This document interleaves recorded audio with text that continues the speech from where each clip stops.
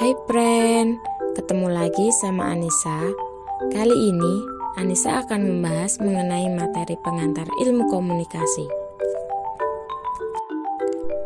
Materi yang akan Anissa bahas kali ini adalah jenis-jenis komunikasi verbal dan nonverbal, serta fungsi dan penggunaan komunikasi verbal dan nonverbal.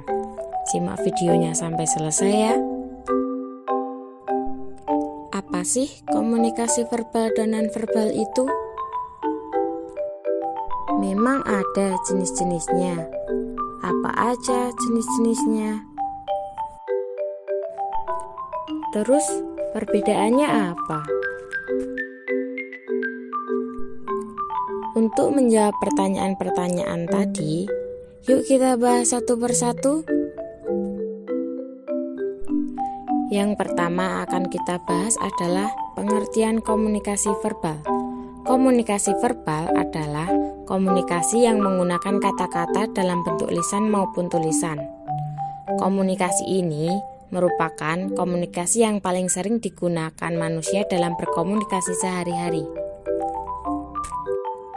Melalui kata-kata, seseorang dapat mengungkapkan perasaan, emosi, pemikiran, dan gagasan.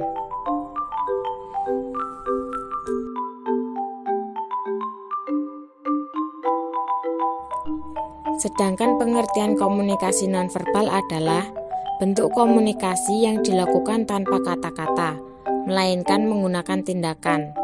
Komunikasi nonverbal juga didefinisikan sebagai penyampaian informasi melalui penggunaan bahasa tubuh, seperti mimik wajah, gerakan tangan, intonasi suara, hingga kecepatan berbicara.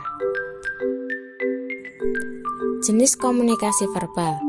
Komunikasi verbal dibagi menjadi dua jenis, yaitu berbicara dan menulis, mendengar dan membaca. Bentuk komunikasi verbal yaitu komunikasi tertulis dan komunikasi lisan. Contoh komunikasi tertulis yaitu surat dan email. Contoh komunikasi lisan yaitu pidato dan rapat. Jenis-jenis komunikasi nonverbal yaitu 1. Ekspresi wajah, 2. Gestur atau gerakan tubuh, 3. Postur tubuh, 4. Paralinguistik, 5.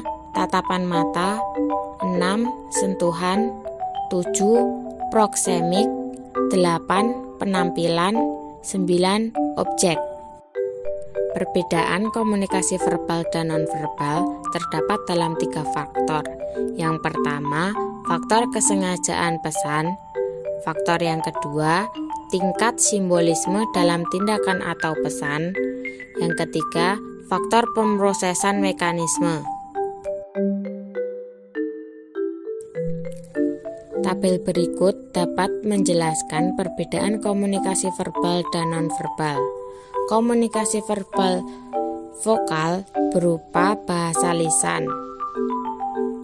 Komunikasi verbal nonvokal dapat berupa tulisan.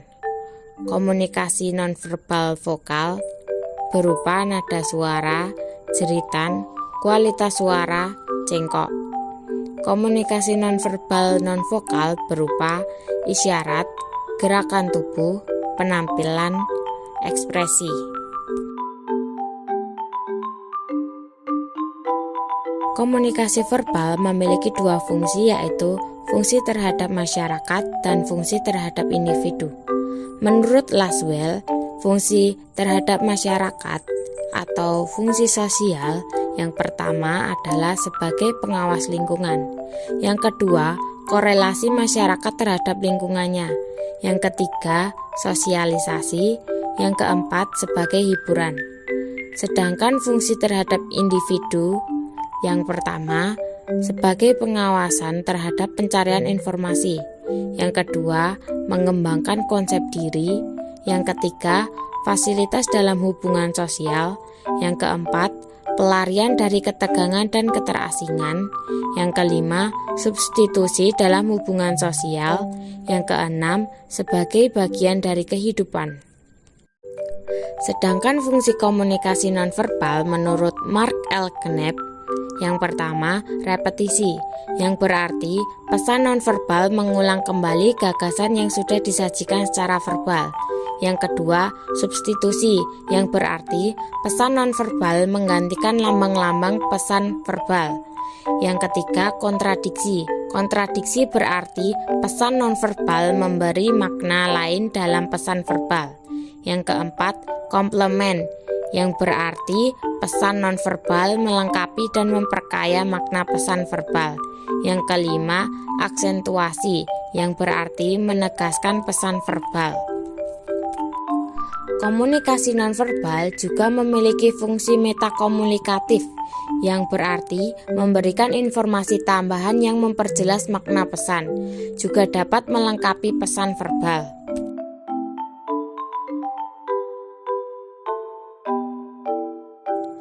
Sekian dari pembahasan kali ini, semoga bermanfaat. Jangan lupa subscribe, like, dan komen, serta share ya. Dadah!